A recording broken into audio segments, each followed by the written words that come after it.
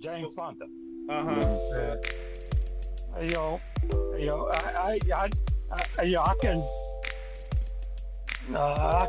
I don't know. I can't forgive you. I can, I don't know what it is I can do for you, but I don't hold that grudge anymore. But hey, I ain't got no use for you. Right. Mm-hmm. Yeah. Yeah. Yeah. But your boy Trump, man, and him and Pete, well, he didn't listen to no intel, did he? He said he went on a feeling. Yeah. You know what I think happened? The hell with intel. He listened. Huh? I think BB talked him into it. BB Netanyahu. Oh, for sure. And, they didn't care about nothing. And Kushner was telling them the same thing BB was telling them. And they went in there, thought it was going to be like Venezuela, it's going to be over within 5 minutes. And they found out it wasn't. And I just saw today that they spent so far the first week $11.3 billion. So, Yeah.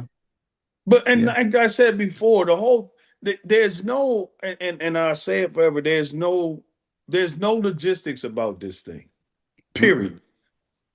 And like you said, Chester, I didn't hear that about the intel stuff, none of that. Mm-mm. This dude, going back to what you said earlier, Chester, this guy gets in front of people, what you said about the $1 million plates. He gets in front of people and he wants to stick his chest out. And that's his whole thing. He wants to poke his chest out and say, look what I did. Mm-hmm. Right? Mm-hmm. Whether it's good or bad, he don't care. Mm-hmm. Yeah. Look what I did. I got the power to do that. And that's all he wants. Yeah. Mm-hmm. Well, what kind of kid you think this guy was, man, coming up? I mean, you think he got everything he whined for, or or something, or he had to, man? Because he didn't. He's you know why? That grew up with knickers and that knee-high socks and the hat on. He ain't never went down the street to play with no kids on. That's what I'm saying. Ready to say, Rob. He got everything he wanted. Everything he ever wanted, they bought it for him.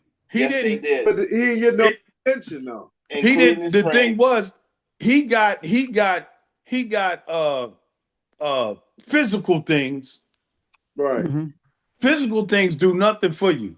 No. Everybody on here right now, growing up, and you wanted that pair of sneakers, the Converse, because that's what we all had, that Converse, right? Mm-hmm.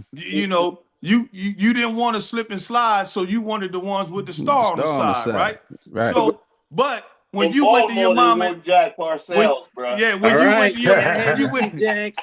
you went to your mom and daddy, you was like, "Yo, I want a pair of them. I need a pair of Converse, right? $12.50. I can't afford that." He did that. See, he got them, but he ain't had nobody to play with. They had to pay people to play with him. Yeah. Hey, Ron riding them PF Flyers too now. Yes, man. them stride rights, baby. Get them stride rights. Don't start now. Man. Listen, we had the tennis shoes called fish heads. They was the real plastic ones. With, had that lip on the front socks with the red and blue stripe around the top. Right. Got them in the grocery store. Yeah, buddy. Yeah. Hey, with that flip with that tongue on the end. Woo! Mm-hmm. Yeah. And if you didn't have no brakes on your bike, you'd blow them out on the first time you tried to stop. Yeah. Bill and Mack, y'all know nothing about that. Hey, Chester, now you getting some sneakers. Man, look, our sneakers was the same ones we wore to church. Yeah. Oh, no. You didn't wear no damn sneakers to church now, brother. No, you couldn't step up to church. That's what I'm saying. Preacher would throw your ass out. Hey, Mac, that's what I'm saying. The same shoes y'all played basketball in, because y'all ain't had no sneakers. So that was y'all sneakers, them shoes y'all wore to school. We played basketball. There you go. Tell him, man. You don't need no shoes for this. Barefoot. Hey. I'm getting older. I wear Skechers slippers. I ain't got been down to tie nothing up anymore. He said got some Skechers up. Hey, man. By yourself, brother. See, you guys don't know nothing about when you come home, you take off your school clothes Oh yeah. and your school shoes, and you put them over there in the corner, Tell him, Matt. and you Bet. and you get that other stuff, Yeah. and you go out barefooted with them Daisy Duke jeans on. Yes, sir. Hey, Matt. Hey, Matt. Tell me how many times you done bust your toe, man, out there walking around barefoot. Hey. They don't know. And Hey, my Mac, last meeting, dad man, used we to say, tell them, man, they don't know about all that, man. he said, Probably ain't never busted toe. out there hurting them rods. Say what, Smitty? My daddy said, you out there hurting them rods. Yes, sir. Yes, sir. Yeah, But man. in my neighborhood, we couldn't. We had to have some kind of shoes on. There was too much broken glass all over the place. Yeah. Where you grew up at, man? West Baltimore. That's when you take the newspaper, put them in the bottom. Okay. Fold that newspaper up about 4 or 5 times. Put it. Get the Sunday edition. So listen, you said West Baltimore. You was over there. Give me some sites. I grew up on Baker Street near North Avenue, Pulaski Street. Let's see.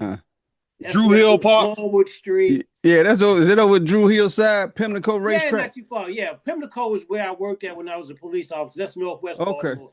Back then, I thought that was the rich neighborhoods because the Jewish people live up there. You was down by Coppin, right? Yeah, I was over by Coppin. Yeah, I was about 3 or 4 blocks from Coppin. Yeah, man. I'm from PG County, man. College. Now it's the university, and I mean, all of that part of North Avenue is part of Coppin now. I mean, you wouldn't if you last time you been there was 20, 30 years ago, you wouldn't even recognize the place now. Wow. It used to be up now Coppin stretch all the way out to Gwynns Falls Parkway. They built a brand new arena for the basketball team right at Gwynns Falls and right across from Douglas. Oh, no kidding. And my daughter up there in Pikesville. Okay. No wonder Dawn Staley brought her team to Coppin. Yeah, they had a brand new arena. Yeah, South Carolina played at Coppin State. I was wondering what the incentive was. Yeah. Jerry. Yes, sir. Come on, man. What's on your mind, man? You want to pick these guys' brains about maybe, or just something you want to bring up? Being that I got on late today, I'm more or less because I didn't, you know, as I told you before, Pops, man, I didn't seen a few of the podcasts, man, and I like the direction it's going in. I like how y'all, you chime in. Nobody's echoing in it as an entirety. Nobody, y'all got different points of views, man, and that's really what I like most about it, man. Okay. Yeah, man. I mean, anything you want to bring out, man. You get your chance now. I mean, we kind of bounce around with stuff, man. So, we might get back into some politics here in a minute, but anything while you got the mic, man, anything you want to bring our attention or talk about? The most recent thing, man, that I had, I was when I asked all y'all about what y'all thought about that Travis Hunnett situation, how he did what he did. It was very, it comes.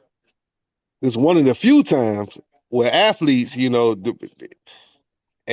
took a lot of courage, man, because for him to be so young and that's still messing with his pockets, man, a little bit, for him to jump out there like that and take a stance, man, that spoke volumes for me, man. Good on him, really. But and just to tag on to that, I didn't know about it.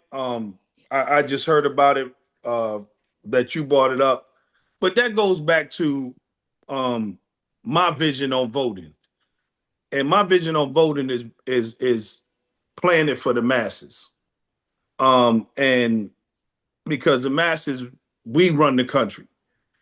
He played his for the masses, and that's the way I'm looking at it, because he knows it's bigger than just him. Right. And he can start something with that. Maybe more people will follow behind him. You know what I mean? Where he's the tip of the spear, you know what I mean? And everybody falling behind him. But it's you gotta start somewhere. So if that's what he did, I'm riding with that's him. what he did, man. And Trump chimed in right out there and called him a traitor on Twitter. Right out. You know, anybody, and see, I talked about that last on the last thing, and it's what makes you an American. Does it make you an American because I don't get in the car with you because you drunk? Does that make me not an American? I don't want to ride with you because you drive crazy. Does that make me not American?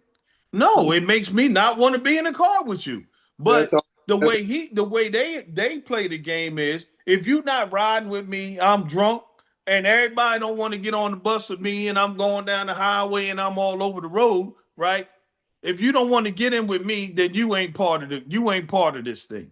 Right. And that's just not how it is. And that right there, I'm with him. But anytime you don't ride with Trump, you wrong. Look, his main girl who rode with him, twice? Margaret. She was on the bus with him till she couldn't get on the bus no more when it started affecting her family. Right. And the people that she looked in the face and sat at the table with and in the house with, when it started affecting them, and she had to look at them and say, well, I don't know what to do. And she started making a stance against him. Mm-hmm. She became the devil. And he kicked her off the bus. Bingo. Yeah. I tell you who I like in the and it's just as far as from a politics standpoint, man. I really like what Jasmine Crockett, man. I like what she stand for. What you mean? That girl stand up on? Hey, my buddy thought it was funny. I'm over my buddy's house right now, but she stands up, man. She fights for like injustice, man, and just things is going on wrong. I just saw a meeting with her where she challenged that lady. I forgot her name, man, but she was on point. I can't think of the lady's name, man. But you talking about the lady from Tennessee? Yeah, that's it. Mace? Is that Mace? Yeah, Mace. I think it's Nancy Mace. Nancy Mace? Yeah. Nancy Mace. Yeah. Yeah, she dumb as a rock. But I can't even say that because all of them, I mean, I've seen smarter rocks. I'm just saying. You throw a rock in the water, it knows to sink. They gonna fight it. You know what I mean? You throw them in the water, they gonna fight it. They don't even know. Just go to the bottom. Was it Nancy Mace? Push yourself back up. Was it Nancy Mace that got kicked out the movie theater because her and no dude was all over? Nah, that's Boebert. Boebert. Boebert. Whatever her name is. That Lauren Boebert. Another rocket scientist. Yeah, they got some real winners. I'm telling you, I don't know how these folks get elected, but they do. I can't figure it out. But they got knee pads. That's it. But the sad thing in this country to me right now is, one, the news media, they don't stick to shit. Whatever the hot stove items are, they talk about it and then they go to the next thing. But here it is. Yep. People lost their health insurance and they stopped talking about that. Absolutely. They got bought off. These people out here can't get their prescriptions filled. I was half joking with somebody. I said, well, in the next few months, you're going to be able to buy a lot of household items because they're going to start selling shit to get their scripts. Yep. And they just don't even talk about that anymore and what the fix is for those folks, And those people are still living through that. Yeah. It might have went away for them because they don't have that. This country has always been about the haves and the have-nots. So in the haves, like Trump said, y'all still talking about Epstein? Let's talk about something else. Mm-hmm. Yeah. And that's their whole perception is the people at the bottom, you whatever you got to do to fend for yourself, that's up to you. Well, you see, Trump's got all his corporate buddies buying up all the major news stations, so you're not getting any more independent news. That's right. Like Fox. Yeah. Everything's gonna be like Fox News because all his billionaire buddies are buying up all the news organizations until they break up all these big conglomerates. It's gonna be like that. So all these that ain't never happening. Yeah, Well, that's not gonna happen. hey guys, you know that it's a happening. couple of his cronies just came out against him on his war in Iran. What's that girl's name? That she was one of the ones that did the used to be Fox News. That's you talk Megyn Kelly. Yeah, Megyn Kelly, and even his boy. Yeah, I never listened to the boy. Jim Varney, whatever. Not Varney. That he came out against it. Yeah, Tucker Carlson. Tucker. Yeah. Tucker Carlson ate Cancun Ted up. Oh, he did. Yeah. He ate Cancun Ted up.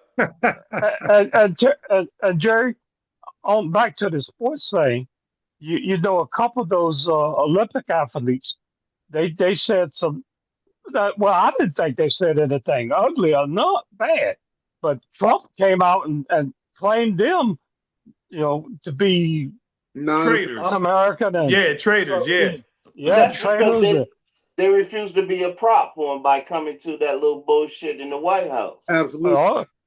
This is way before that. This is when they won their medals. Yeah. When they won their medals. People started asking them about what was going on in America and all that, how they felt. And if they voiced any opinion whatsoever that was not pure MAGA, right? No, we can't have that. Absolutely. Mm-hmm. Yeah. But you know that's the thing, man. You know, in this country, man, it's like, for instance, you know, I have a problem with people referring to me as a black man and this and that. I'm like, why can't I just be a damn man? You know what I mean? Yeah.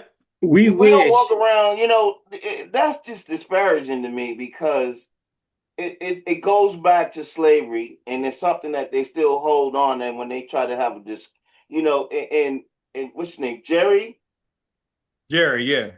Jerry, I know in the police department, you guys know. Oh, that's Rodney. That's Rodney. That's Rodney. You guys get accused of, or got accused of profiling, but it's okay when they profile.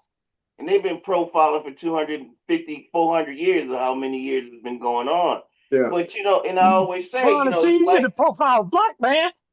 But the thing about it is, bro, how do they get to determine what you are?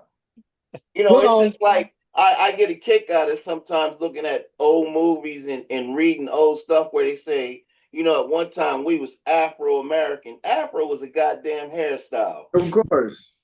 That's not an ethnic group. Mm-hmm. Well, I'm going to be honest with you guys. When I first joined the police department, I didn't know how long I was going to stay there. But at the time when I joined on, they had a lot of incentives for blacks to come on because they had been sued for racial discrimination and what have you. Mm-hmm. But it was a culture shock to me. I was 20 years old in the academy. I came out maybe a couple of months after 21. I'm out on the street, got a gun and everything. When I was just learning to be a police, when you was in training out there, what they call field training, I had a white field training officer, and I was young, could run, you know, he was kind of an older guy, kind of heavy set. So I remember, it's like I wasn't even out there a week. He said, when we pull up to the corner, somebody going to run, and you go catch the guy that's running because he probably got the drugs on him. So I was prepared to run. I'm gonna tell you, true story. As soon as he pull up to the corner, the guy take off running. I grab the guy. He said, "Tell me to cuff him." And here, this dude weighed about 300 pounds, lugging down the street, could barely get there. Soon as I had the guy cuffed, he come down from his ankles and did one of these big whip around smacks, and I mean, like, smack the taste out this guy's mouth. And then he gonna tell me, "Don't you ever do that." Then he gonna tell the other guy that I arrested, "Don't you never run from the police." I'm thinking, I didn't even know how to take that, man. I'm thinking, oh my God, what have I gotten myself into?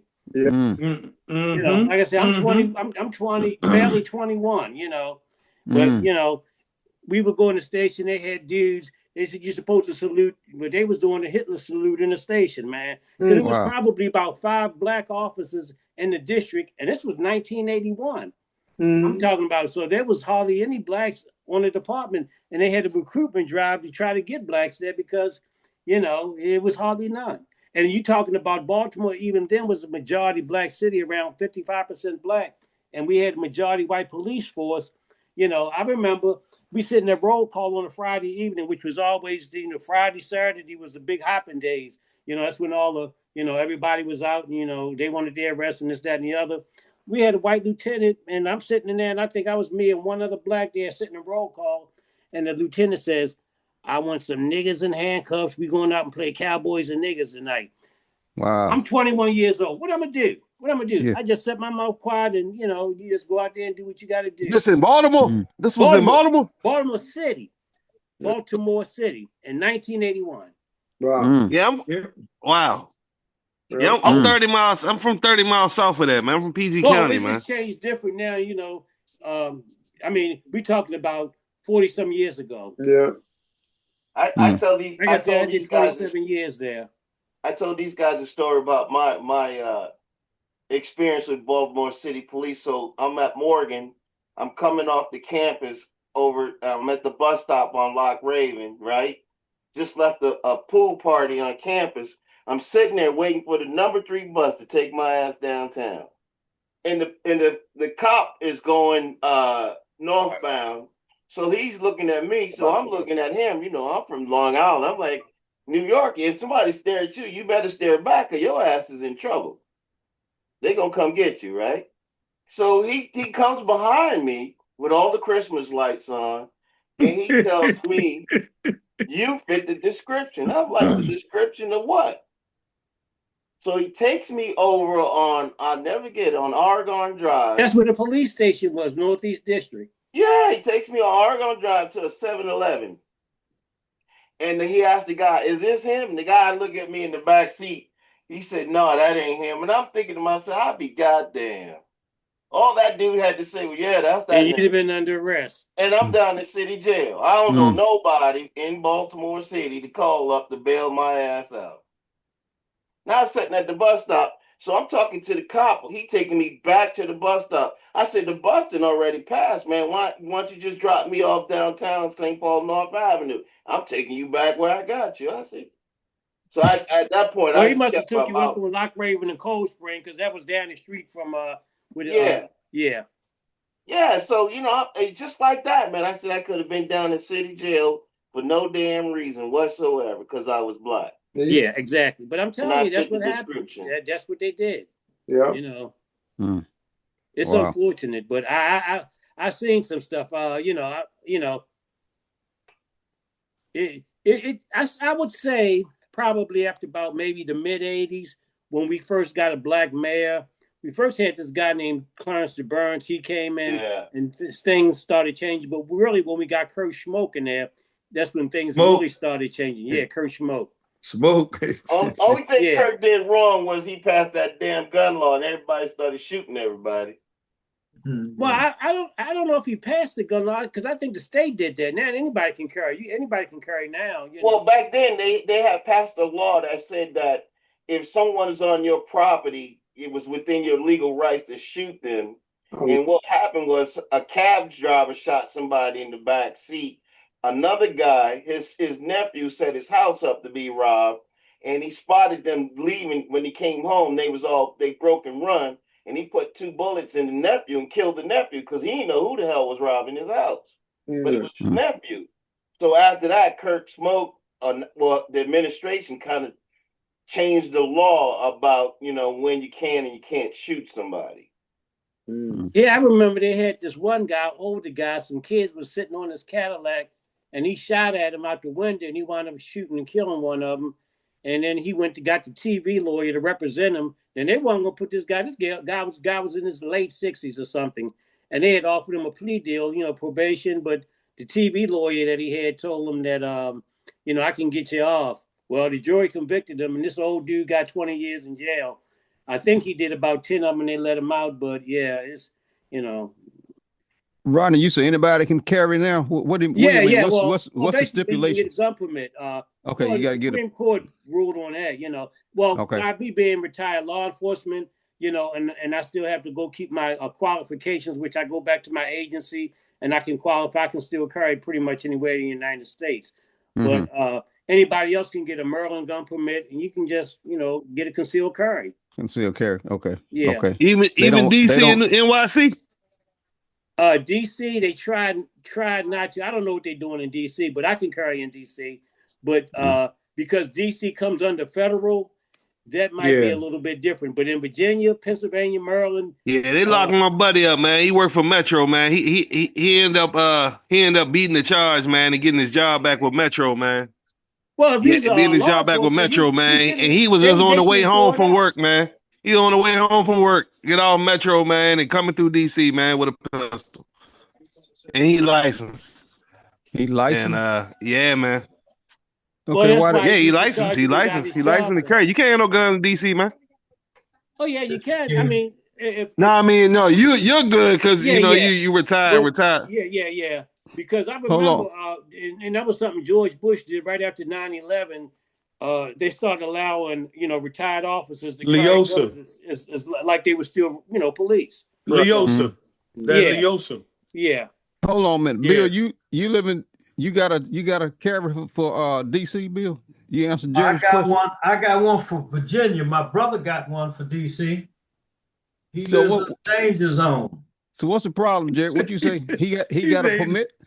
Nah, so he been with Metro for 20 years, man, and he got off from work, one night, and he got pulled over on the way back to PG County, man, and coming down Suitland Parkway, man, and so who PG locked him up?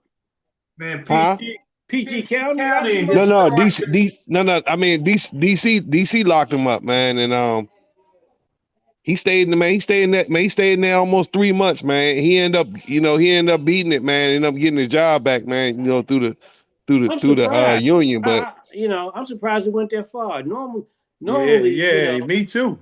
Because usually, like if you're an off-duty officer and you're carrying, No. He just worked for Metro. He was a station manager. Okay. Station manager. He wasn't an actual officer. Yeah. He wasn't an actual officer, but he just station manager. Okay. Jerry, are you from PG County? Yeah, I'm from Largo. Oh Lord, I had folks who lived over in Largo.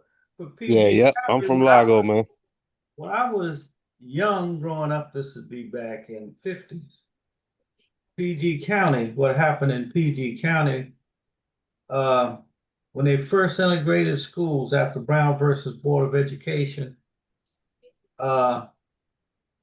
this black kid had a club foot and some white kids made fun of him, and he whipped one of the white boys. And the father saw who he whipped him. And he sent his older son to fight the club-headed brother.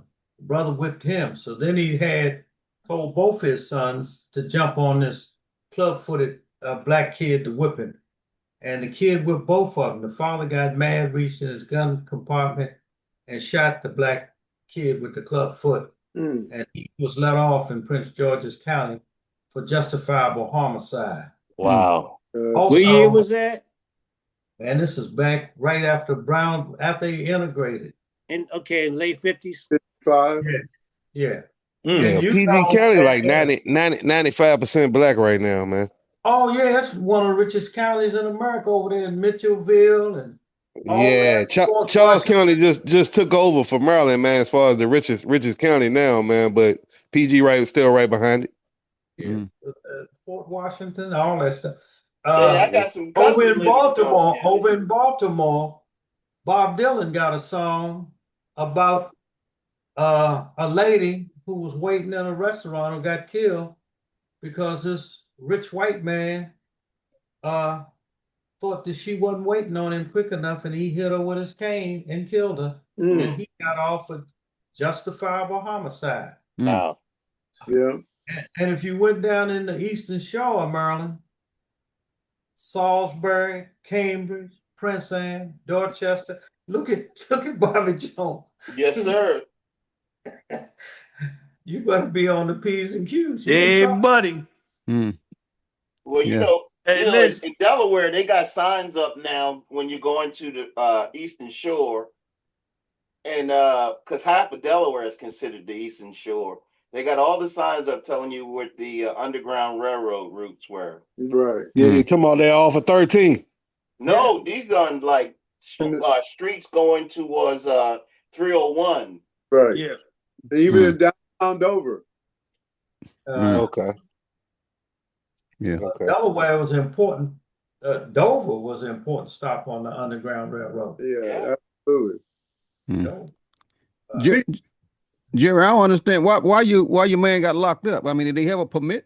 I mean, or you? So yeah, he was he's licensed in Maryland. Well, why But did he here's the lock? deal, man. Outside of law enforcement, what the gentleman said from the retired officer from Baltimore City, you can't. It's one of He them was stations supposed to like I have mean, it's it one in of them D.C., cities but just his like license NYC. expired in Maryland. You can't have no gun in DC, man. Okay, well, he didn't But know here's that. the thing: the metro runs from D.C. to Maryland, so he probably lived in Maryland and went to D.C. with it, and then he just happened to get stopped trying to He go back just to happened to Maryland. get stopped. That particular Yeah. day, man, the road, he just happened to get pulled over, man. They were I'm Well, gonna didn't tell he you it know? was when Well, didn't he know that? yeah, I mean he knew the rules, man, but he also Yeah. had got carjacked like the week before that, like a couple weeks before that, man. So Yeah, okay, I understand. He just it took was that just, man, chance. it I was one of them understand. catch-22 situations, man. Yeah, I understand, man. Yeah. He had been to Metro 20 years, man, when that happened, man. And like I say, man, he was locked. I'm glad he got He was his locked job up. back. Yeah, he got his job back, so he didn't lose his pension or nothing, man. But yeah, the union had to fight on it for his behalf and stuff, man. And Wow. yeah, That's too bad, man. It's one of those fortunate incidents. Gentlemen, I wanted to tell you, man, it was a pleasure, man. It was a pleasure, man. I definitely will be on time for the next one. My son Okay. got into a little incident yesterday at school, man. I kind of pissed me off about it, man, and didn't like the fact he got suspended even though he ain't even throw a punch. But so I'm more on the phone with him, but I will be on time for the next one. Well, every 2 weeks, man. I'll send you the link. Hey, Jerry. Yes, I sir. want to tell you, I got some people with competition at your restaurant down there. You know, hometown diner. I do know hometown diner. I just opened this restaurant in December, man. Well, the owners of that place are my people. Yeah, I ain't really got no competition though. Right now. No. We the hottest thing in the city, man. Man, I tell you what, That's what I'm talking Virginia about. Beach down That's in what I'm talking about, man. I didn't say this, man. This is what they saying. I didn't say it. That's what they saying. Send me that address to your restaurant, man. I'll be in Norfolk, Virginia Beach area come June. I will do what you Hey Pop, I'm gonna send it. I guess I will send it to you and then Send you it to me. I'll send it everybody? out. I'll send it out to everybody. We'll be okay. We will definitely be. Yeah, it's called privacy though, man. Privacy. You got a website or something? I do. I sure do. I'm on Google and I'm on Instagram. Okay, I'll find you on Instagram. Yeah, privacy lounge and privilege in Portsmouth, Virginia. Okay. I'll send it out. Okay. All right. Yes, sir. You got a bounce, man? Yeah, man. I can stay on a little bit longer myself, but anytime I can help out a black businessman, I'm all in for it. Much appreciated, man. Much appreciated. Yes, sir. Yeah. Hey, just for that, man. When you come through, man. I need a 50% discount. Yeah, hey, dinner. You come through, man. Dinner on me. You just take care of your wife, whatever you're drinking, but dinner, the meal on me. Y'all heard that? I appreciate that, but if that happens, I'm gonna leave a real good tip to somebody. The waitress there, they will love that. Okay. All right. Weekend of August 21st. Yep. August 21st. Yes. I'll be looking for you. That's 10 days before my birthday. I'll be looking for you. All right. I'll probably be in that group, Jerry. Try to meet them fellas up there. Okay. Come on up, man. I got y'all. Come through. Okay. All right. Yes, sir. Y'all enjoy, man. Y'all be blessed. I'll see y'all at the next one. All right, man. Be safe, baby. All right. All right, Jerry. Appreciate you. All right. Yeah. We got about 20 more minutes riding before I'm going to shut it down if you want to hang around. Yeah, I'll hang in there, brother. Other than that, by this time I'll be ready to wind down and go to bed. Be watching somebody on MSNBC or whatever good going on. You know, Okay. that's how I usually finish my night. Or if ain't no good basketball on, I got some streaming going on, so I got the NBA. I can always find an NBA game on or something. Yeah. Okay. But this time of the year, they got the college and NCAA stuff get ready to start happening. Man, I'll be a basketball junkie for that whole month. You're not March Madness. Oh yeah, and now that I'm retired, it was funny. I used to go to the last couple of years before I was working. I had found me this little TV. I would set it up in my dash, man, and go find, because the college campus they quiet. There ain't a whole lot going on there. I was working at the college, so I was sitting in my car and I'm watching the game most of the night. So, yeah. Smitty? Hey, anybody, what y'all think about Jesse Jackson passed away? Anybody catch his funeral? I'm glad you brought that up. I saw some of it. They was playing some of it on MSNBC. They showed some of the speeches. Right. I don't know why his son got upset because they was talking politics at his dad's funeral. His dad ran for president twice. Absolutely. I'm glad you said that, Rodney. I don't understand that part of it, but you know what? Yeah, that's we what need to talk about wanted. that. Jesse wanted. He was about fairness. He was a civil rights leader. He wanted that at his funeral. He wanted, because somebody got to take the fight on and keep it going. Right. His son is upset because Barack wouldn't pardon his corrupt ass when he got caught up in Chicago when he was in the house. He was buying Michael Jackson gloves and all kind of crazy stuff. With campaign finance money. Yeah, and his wife was up doing some stuff too. Yep. Yeah. Listen, he gave him the fairest ticket he could give him. Yep. You spend your time, your wife take care of the kids. When you get out, she spend her time, you take care of the kids. Because if it was Donald Trump, both of their asses would have went to jail at the same time. Yep. The hell with your kids. Exactly. That is a fact. Yep. Your dumb ass, you had the opportunity, and you was that boy Kwame down in Detroit. Yeah, y'all had it. Y'all had it in your hands. Yeah. Had it in your hands. Yep. And both of y'all fucked it up. We had some of that in Baltimore too. Sheila Dixon and a couple of bad mans up here. Taking money with both hands. I tell everybody, if you're black and you're in the political spotlight, you got to be 100% clean. Yeah. Obama ran the cleanest administration there ever was in America. The cleanest. Absolutely. Nobody went to jail. Yeah. Yeah. Trump and them, they came in like criminals. They came in like gangsters. They looking for him every time. Yeah. Did you hear that, Mac? Did you hear when Jesse's son was talking about that? Yeah. Well, how you feel about that, man? What he was saying? I didn't too much care for what he was saying, but I understand. I'll be honest with you. I used to think. I still think that justice is, if you commit a crime, then you got to do the time. But pardoning all these criminals, I'm having to rethink that thought process. Okay, so, but I think Obama did the right thing. Okay, that's just my personal opinion. And if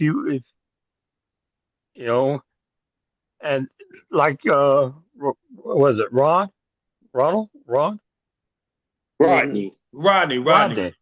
Okay, Rodney said, "Hey, the man was a politician. You can't talk at his funeral without talking politics." Yeah. Well, if you look at who Trump pardoned, most of them were people who did the same kind of stuff he did, cheated people out of money. Absolutely. Yeah. And the crookeder they were, the more he or they got supporting him. Right. Yeah, exactly. Yeah. long as they roll that doggone wheelbarrow full of money to him, he don't give a damn. Yeah. People say what Trump is I hear some people say Trump is the Antichrist, but So that word anti means you kind of like the opposite, right? Yeah, he giving the devil. And you kind of look at it, man. You look at you know, they talk about Jesus with his 12 disciples and all of that, and right. You know, but Jesus was the part of the world he come from is brown people. Absolutely. Right. So then you got this guy Donald Trump, who's a white complected man, the total opposite. Oh yeah. Of what Jesus represented. And all them assholes he bring in is the total opposite of what his disciples were, according to what the Bible have them listed as, you know. So what, Mac? You know, that's another thing. I fail to comprehend how the Christian community can be behind Donald Trump. Okay, I mean, he is against everything that. Now, I'm a bit reluctant to say this because, you know, I'm from North Carolina, and we got a lot of people in North Carolina that heavy into the Bible. Right. Okay. Oh yeah. And I got a lot of family that heavy into Trump. So yep. And I don't understand either one of them. Okay. Yeah. That's well. My take on Mac, my take, and I've said it before. My take on the reason that quote unquote the Christians are, especially those pastors and preachers that have money, a lot of them are with him because they're actually scared that he's going to sign a piece of paper to tax that money that they get. He's going to sign a piece of paper that takes away that purse that they carry every time they go out there and fill it up. Right. That's the reason they ride with him. Yeah, but the second part of that is they ride with him, or they think like him, because a lot of them really don't know the Bible. They just get up there. They just get up there and talk about exactly. They get up there and talk about something that somebody else said. Right now, here lately, you've been seeing people get in the pulpit and they're talking about, you know, they're talking about slavery. They're talking about black people. They're talking about Jesus and how Jesus couldn't have been white because of where he came from. Those white people gonna get ostracized. That's just the way it is. They gonna kick them in their ass. That's what they gonna do, because they are not supposed to say that. Yeah. Well, I'm gonna say this too. Those people don't understand our governmental system. Because if they did, they would know that Trump or the president does not create the tax or make the tax policy. It's Congress. Yes, yeah. But that's the whole thing. That's what I'm saying. Because and there's a lot of things that he's doing that people who like us, who understand and were taught or taught ourselves how that system works, they don't know how the system works. All they know is they go to work, they get a paycheck, they pay taxes. That's all they know.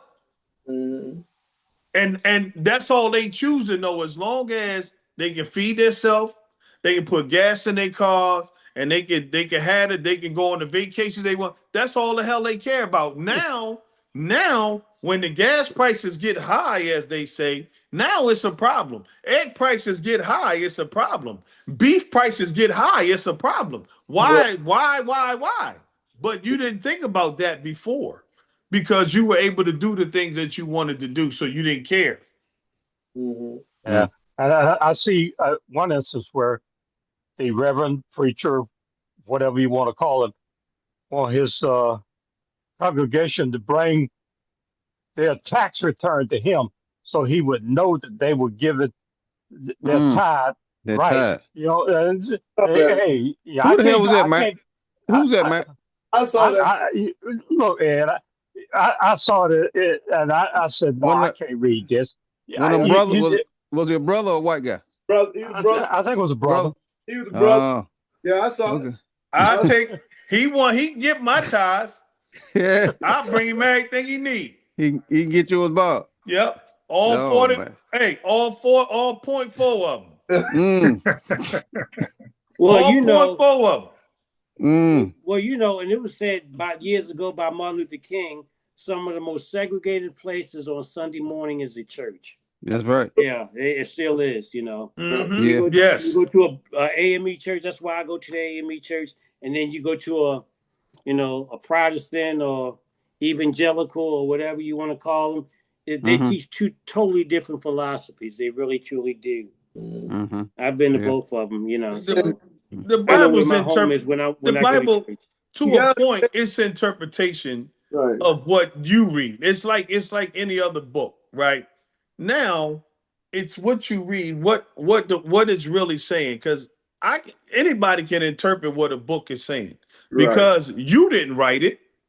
If I write a book and I put stuff in there, you're gonna say, "Oh, well, he must have meant this." Right. But since you didn't write the book, it's got to be your interpretation of what I'm saying. Then there's things that are going to be in there that are exactly what I'm saying. Because I'm telling you, today, I'm going to run down the street. So you know he ran down the street that day. But then there's other things that it's interpretation. Like they talk about the different religions. Even the way I've learned is that there's only one God. I don't care if you call him Allah or Jesus Christ or whoever, right? There's only one. That's the way I was taught. So Allah is Allah. It's still God. Right. But now how they do the things they do, Jehovah and all of that.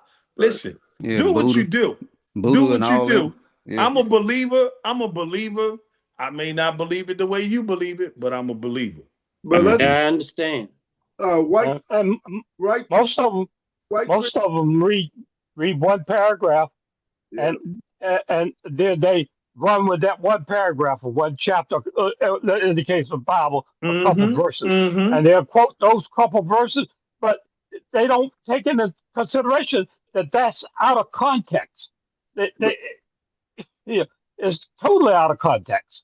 Yeah. So, you know. But fellas, white Christian nationalism was at the heart of the Klan. That ain't new, right? Anybody ever heard of John Birch Society? Who?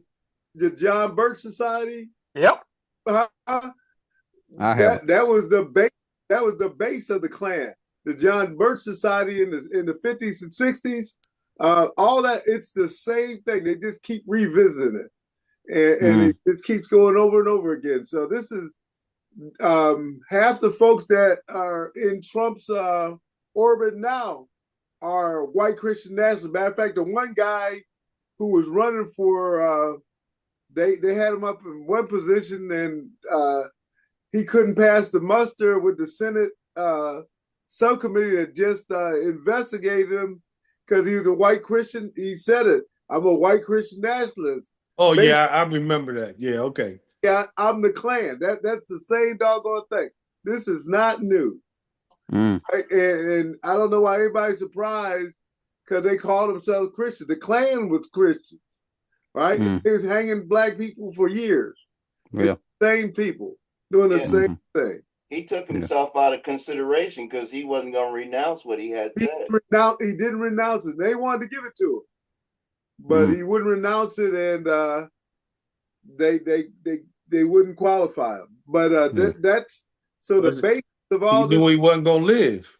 And funny that you say that because Barack Obama had to denounce Jeremiah Wright in order to run because all the white Christians was ready to just pounce on him and throw him from out of there. He had to renounce his own preacher. Absolutely. When the guy was basically telling the truth. You know, Barack Obama got criticized for not mentioning Jeremiah Wright at Jesse Jackson's funeral.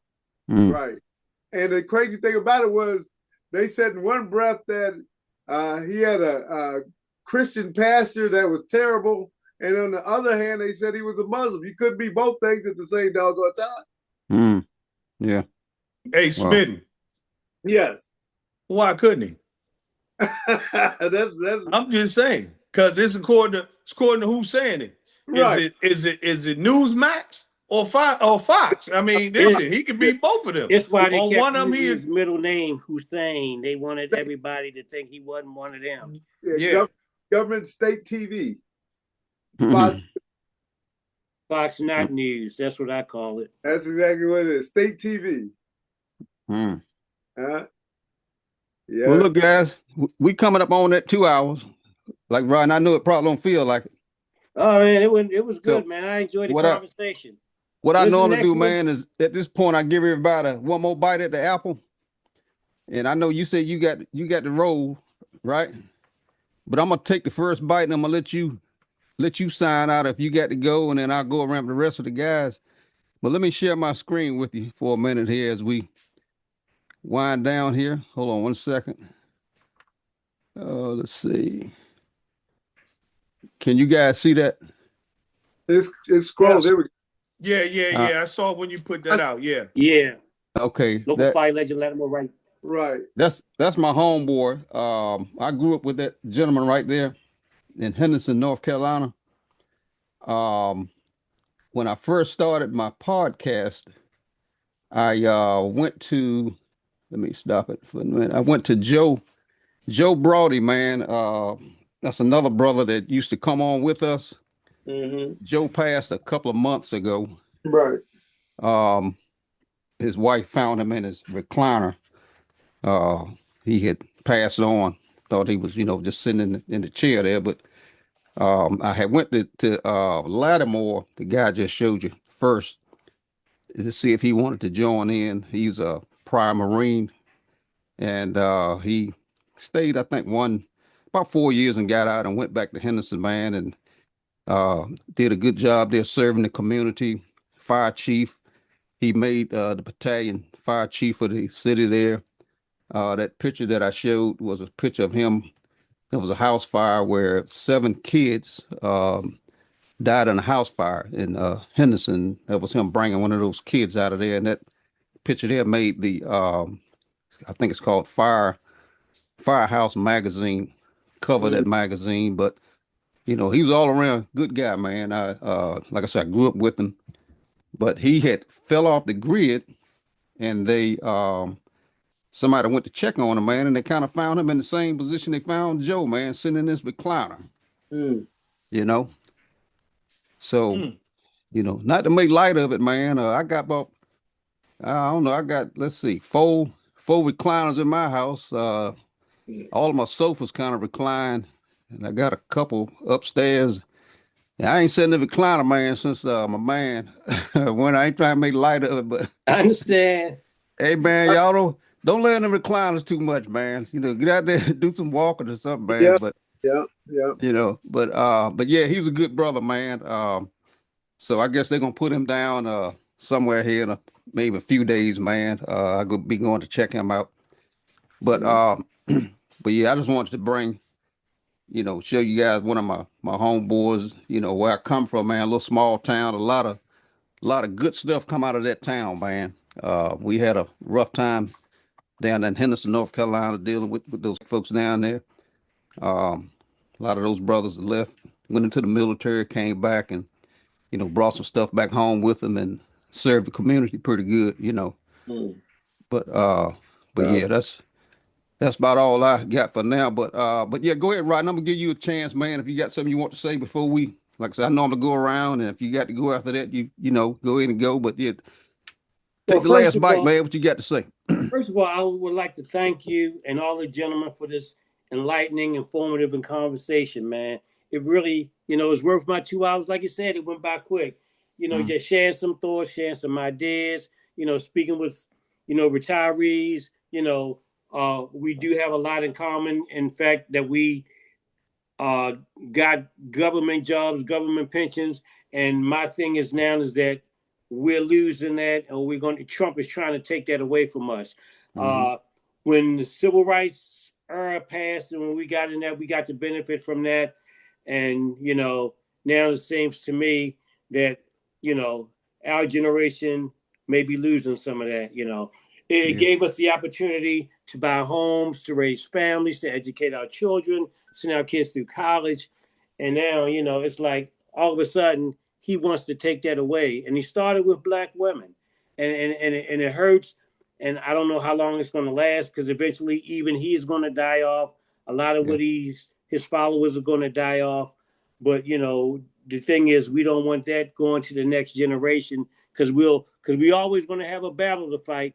But, we've never lost rights that I've seen like we've lost them in the past, 18 months, really. We've gone back 50 years, 60 years. Yeah. So, I mean, this conversation, this podcast is something that I would want to be a part of from now on out, because, it encourages me. And I talk to my young brothers, I talk to family, I talk to, people in my family, and just try to spread some of that message and some of that knowledge that y'all pushing in me tonight. And I'd like to thank you guys for that.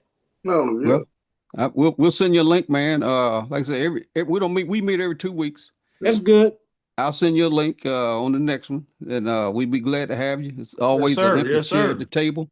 Yeah. You want to bring somebody with you, that's fine too. I'll get this out probably before the weekend. I don't know if I got anything that's gonna hold me up, but I'll be working on it tomorrow, doing my edits, and I'll push it out to you and let you know. It'll be on YouTube.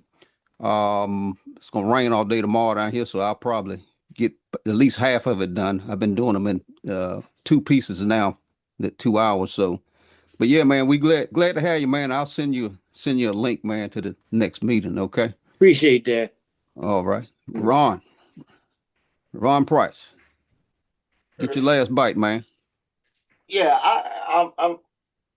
I've been sitting around thinking about how easy it is to compromise not just your values, but your morality, when it seems as though whatever you have accomplished in life, you're going to lose it. And that's what I think Trump comes at a lot of people, and this administration come at a lot of people, and they get the feeling that everything that they've accomplished to this point in life, they're going to lose. So they compromise themselves to just go along with whatever's going on. You know what I'm saying? What I'm saying is, it's like what they say, you go along and get along. Mm-hmm. And it's kind of sad to see, man, because a lot of people, especially in the Congress, I am so disappointed in the Democrats in Congress, because they just don't have no backbone in them, man. And they don't realize the battlefield has changed. And you gotta meet, the enemy where they are on the battlefild. You just can't go back and say, well, I'm gonna be a gentleman and he's an asshole. No, you gotta become an asshole. Right. You gotta fight fire with fire. Fight fire with fire. Mm-hmm. And there's a lot of tools that they have available to them that they just don't utilize. And it hurts everybody in the country when they don't stand up, because the Republicans right now, whatever Trump says, that's what they're going to do. That fool said, I'm not signing anything till the SAVE Act is passed. So now these fools talking about, well, we're not going to do any business in the House till the SAVE Act is passed. What kind of dumb shit is that? SAVE Act ain't getting passed. And no, but not only that, that is the reason why, when we talked earlier about the amounts of money that these people are stealing and spending, that's why they're able to do it. Right. Right. Because the people that Trump is not supposed to be spending the money. Congress is supposed to appropriate the money and spend the money. Oh yeah. But they just don't have no balls. They just, well, I'm not gonna get in this way. What you gonna do? It reminds me of the old Step and Fetch movies. Like I always say, just let me put the head in, baby.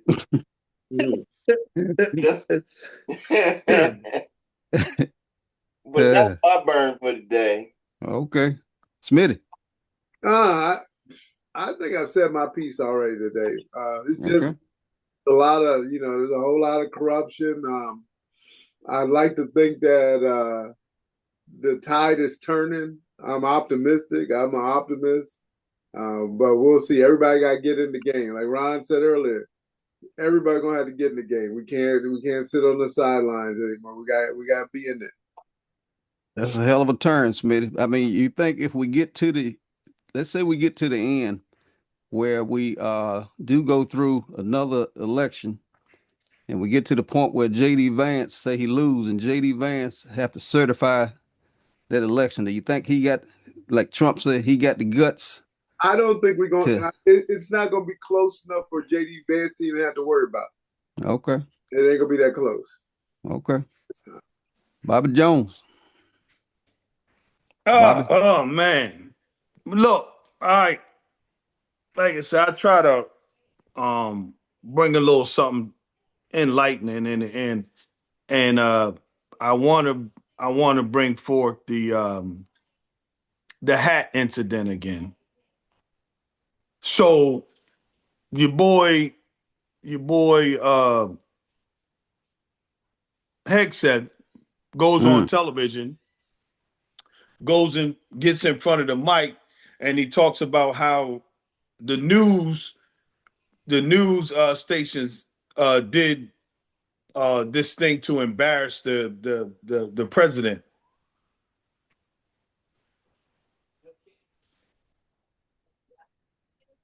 But he never spoke about the people who lost their lives and how him wearing that hat embarrassed the hell out of them. How much damage it did to them. Right. He didn't think about that. The only thing he could get up there and talk about is how they put him wearing that hat on television to embarrass him. What about the disrespect he did for those families?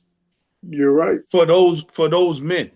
The only people that are supposed to have hats on that particular day were people that wear that uniform every day.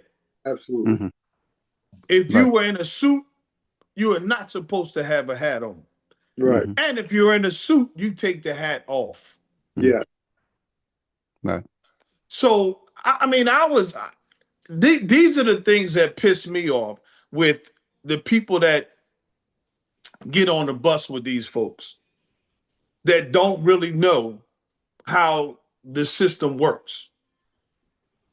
You know, because they'll ride with this fool talking about the president being or they did this to embarrass the president when you really don't know. Just like last week when I spoke about how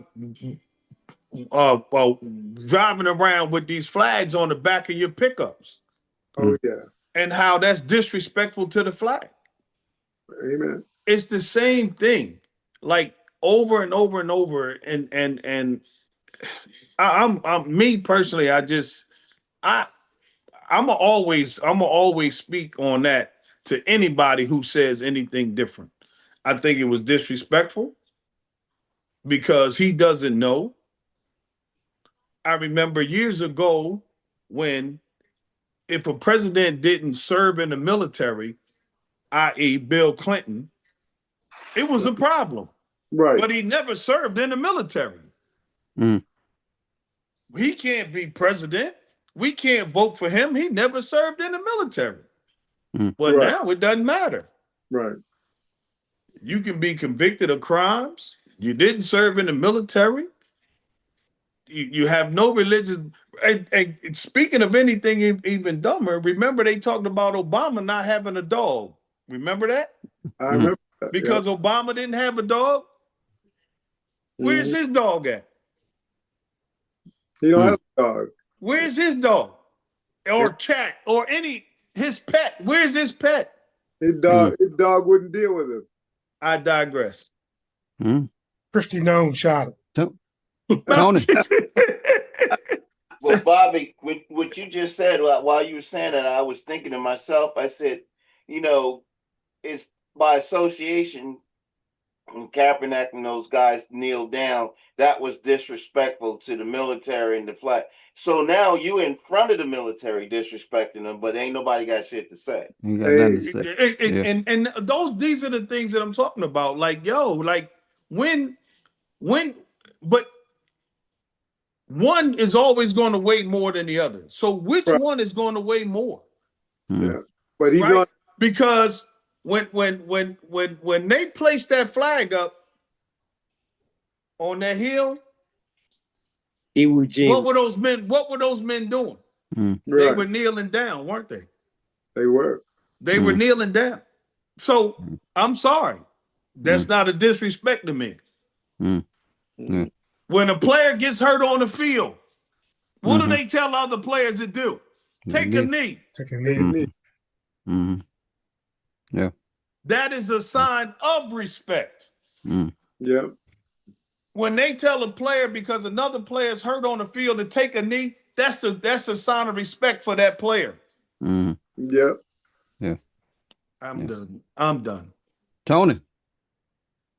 Yeah, so to keep on the same kind of theme, as I've, just been observing some of the stuff that's been going on for the last, really since they started the war, but really longer than that. And I remember going in the officer corps, and the message they would drive home was accountability and respect. If you do those two things well, people will follow and they'll listen to you. And I you turn on the TV and you see these, representatives and senators, and I just shake my head. I'm like, you got to be kidding me. We could do much better than this. Oh, yeah. Yeah. So I don't know if it's the money or the perks. Now that's not all of it. That's racism. Not all of it. Yeah. You know what I mean?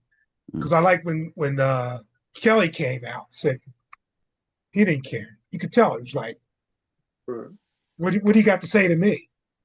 Exactly. You know what I mean? So, but the rest of them are just kind of like, are you kidding me? You're not doing us any favors. Yeah. You're supposed to be looking out for the people that put you in office and the country, and not yourself. Right. Yeah. Yeah. So, and it hurts. Especially as a black man. Yeah. Because they beat it into you. Accountability and respect, and be responsible enough to get your duties done. Right. And people will follow. Yeah. And it just, for some reason, we've lost that or we're losing it. I don't get it. I still see it in a uniform. But the people that's supposed to be taking care of the guys in the uniform. Yeah. And the ladies in the uniform. So-called leaders. Yeah. I don't see it. Yeah. So I'm gonna leave it there. Okay. Mack Lynch. Hey. My latest beef is with these people that have never served in the military, but yet still they want to talk shit about the war in Iran. Look, if you want to talk shit, go down to the recruiting office, and I mean, seriously, they talk about, and they poking their chest out like they've been to war. Hey, you ain't never even, go somewhere and sit down. Go down to the recruiting office. We blew them away. Yeah, and we got 6 people coming in to Dover. I said, when your brothers and sisters and family members started coming into Dover, you'll change your goddamn opinion. All right? I mean, there ain't no doubt that Iran was a bad actor. But you gotta talk to folks. You gotta negotiate with folks. And matter of fact, Trump accused Obama of going to go to war with Iran because he couldn't make peace with him. Hey, it's just, and I don't know, the people he's sending over there, what is it, Rubio and I don't know if Kushner's with him or not, but these are not negotiative folks. No. I mean, they, Bunch of clowns, man. They going over they're a there. bunch of They going clowns. over there to get a special meal. Yep. They going over there to get some of that lobster and crab legs. That's what you go to get. Yep. Yeah. Yeah. So, you know, I guess, in my opinion, if you have never served your country in any way, then don't stick your chest out and be brave when they are at war. I mean, it just, Amen. and I don't know, when my brothers and sisters started coming into Dover, hey, I cry, okay? I cry. Mm-hmm. Yeah. Yeah. If you've never been a part of that, you don't understand. Right. No. Yep. Because I'm gonna tell you, man, that is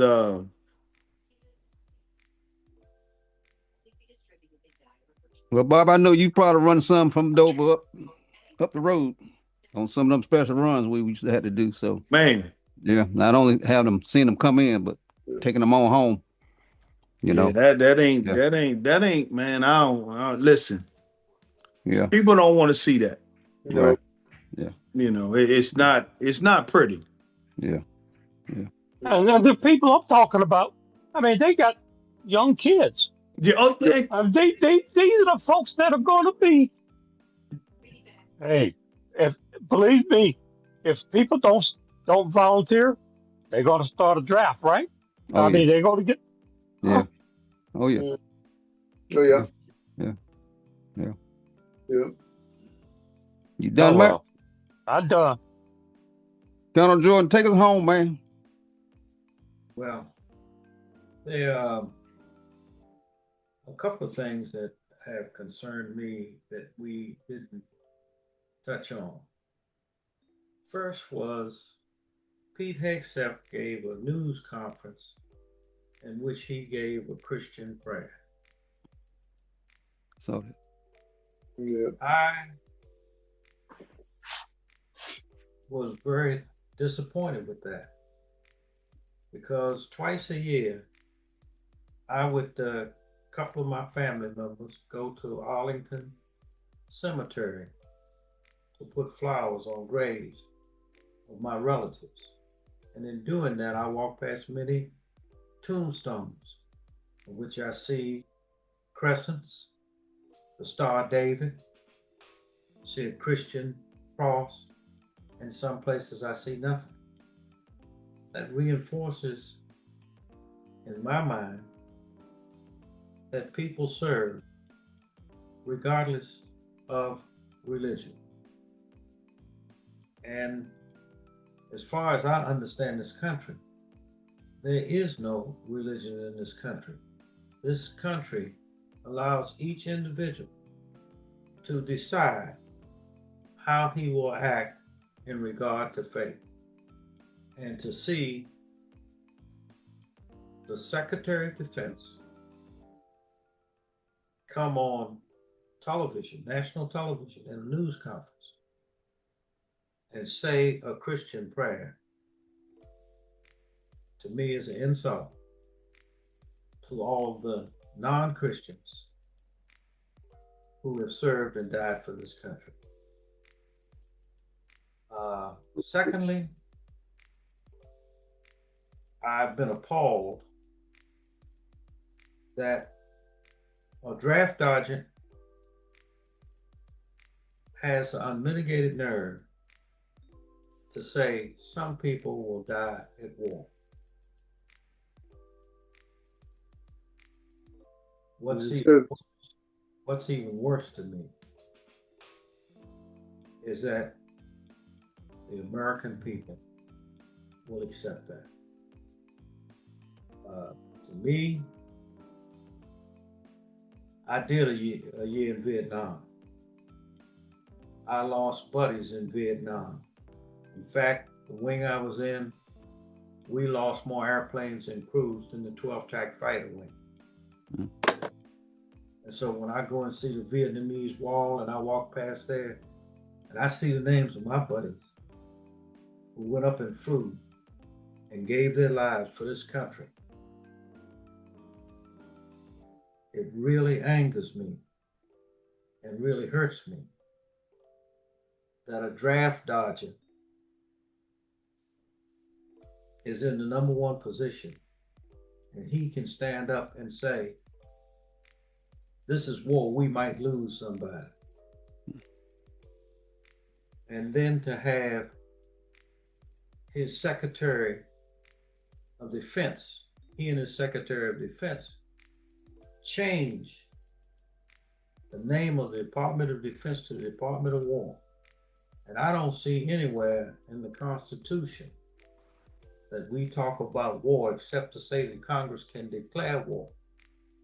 But in our preamble to the Constitution that sets the metrics for what our government should do, it says, provide for the common defense. Nowhere in the preamble does it say anything about war. Provide for the common defense. And I'm complete. All right, gentlemen. With that, I wish everybody a good night, man, and I appreciate you guys coming on and hanging out with me on the edge. See you in 2 weeks. Hey, let me share this with you guys before we leave. Okay. You know the van that they put the casket in? Mm-hmm. So that was one of my projects in contracting. Those vans, I had a contract to have the roller trays, which you didn't see, installed. So when they lift the box up to their chest, that was the objective of the contract, was for them to be able to push it and slide it in. And when they take it out, you know, because they were lifting it too high up in the air. Yeah. Chances of dropping it on television. Okay. But yeah, that was one of my contracts, man. Good job, man. Hey, look. They have about 3 of those vans. The last before I left, they had 3. Okay. Yeah. That's why I say, man, if you've never been a part of that, man, you listen. Yeah, it's something, man. It's not pretty. It's heartbreaking. Yeah. Well, all right, gentlemen. All right, brothers. Appreciate you, man, coming out, man. Hope to see you next couple of weeks. All right, Good Ronnie, night, fellas. appreciate you, man. All right. Appreciate you. All right, brothers. Good night. Be safe.